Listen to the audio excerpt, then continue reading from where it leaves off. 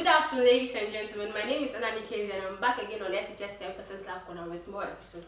Well, today's episode is actually about communication between people in a relationship. What is communication in the first place?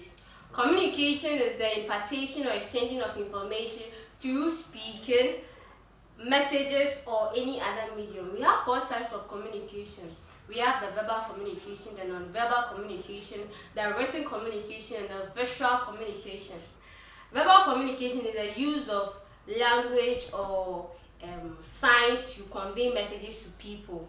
And non-verbal communication is the use of facial expression or body gestures to express an information to someone. Well, the written communication here is the most common. That's what we all do. We write. It's the use of symbols, letters, emojis to convey a message to someone. And the visual information is the use of photos or media, photographic, anything to convey a message to someone. That is like a picture or anything that has images in them to convey a message to someone. Good communication skills are very vital in every relationship because relationships are emotional and they need intimate verbal or non-verbal communication to make it very successful. Most people in today's era find it very difficult to communicate with each other, even when they live in the same room, and it's very stressing. So I'm going to give you a few tips that can help you improve your communication skills or have good communication with your partner or friend, anyone call it. The first thing is try to schedule time.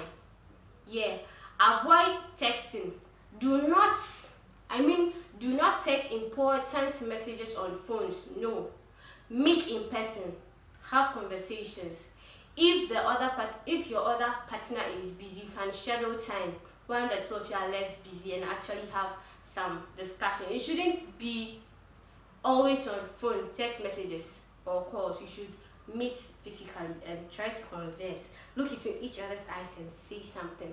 Don't be like the guys who are very timid and the only thing they know how to do is become men on phones. They can't become men when they are standing right in front of you. They start behaving timid and acting childish.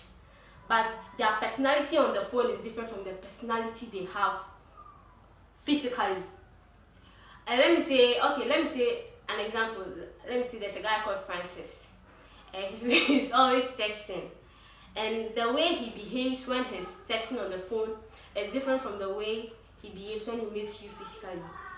When he texts on the phone, he acts all matured and spoken out. But when he meets you, he starts acting timid and can't even converse. It actually affects the relationship since you don't know if the person on the phone is the Francis you know or the person you met physically is the Francis you know.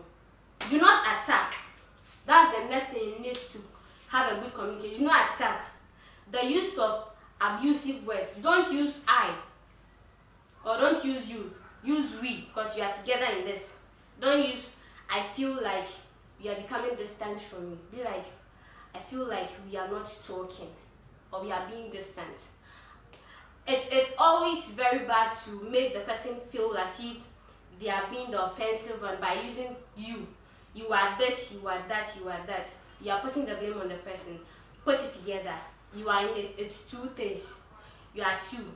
It's a double thing. So use we. We are facing this. There's this going on between us. We don't like this. This is not going to work between us. You shouldn't be like, I don't like this. You are doing this. You are actually making one feel left out. And it's very bad. It can seriously affect your communication. So learn how to use your words right. Use we or I. Let it feel as if you are the one who is being put, like you are the one actually having the blame and not her or him. So you might not mean bad, but the way you are behaving, the use of the I or you is going to make everything complicated. Use we to show that you are really interested.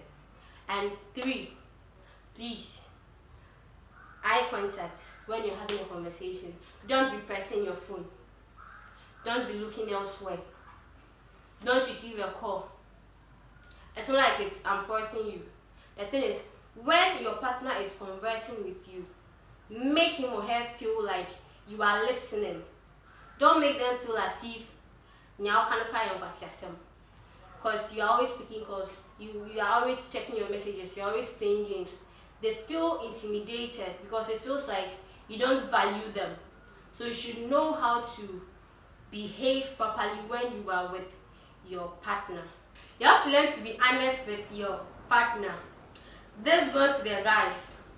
You always tell lies to cover up things. Learn to be honest. The truth hurts.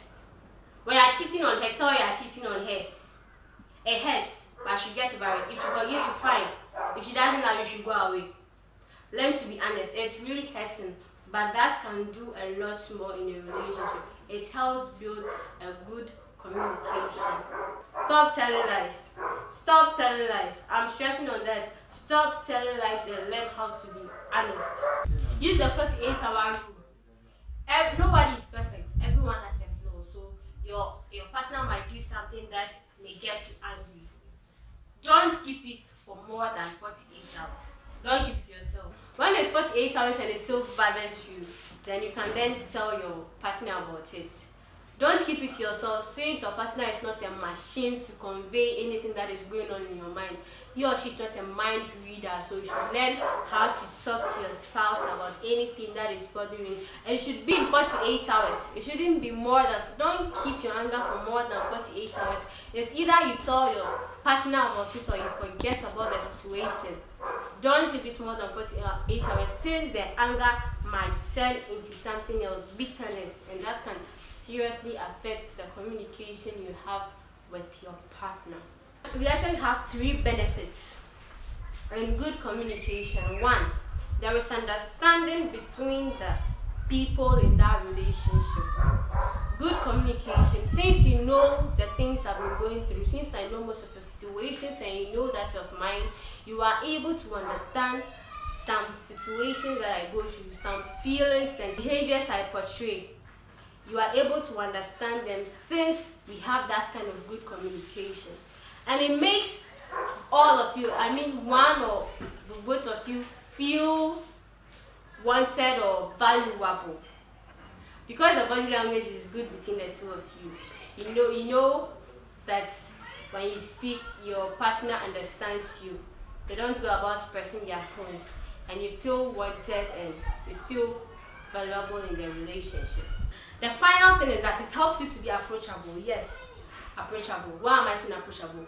Most people in a relationship don't know how to communicate with their partners. Talking about relating to sex, relating to matters of reproductive growth and health. No. But since you have a good communication skill, you would know how to talk to your partner about things you usually find difficult to speak about. Something like your menses in a girl, shaving of the armpit and stuff. You're able to discuss problems you have, like personal problems. You can share them with your partner and feel like you are not disturbing them. That is a good way of communication. That is one benefit. You are very approachable. You can easily say anything, either funny, good, necessary or unnecessary. You can even rap jokes, and this is very good in a relationship. This actually brings us to the end of communication and SHS 10% love corner. My name is Keziah. Don't forget to subscribe, like, share, and our social media platforms are My SHS Rank TV, which is on YouTube, and My SHS Rank on Facebook. Please don't forget to subscribe. It's still Keziah.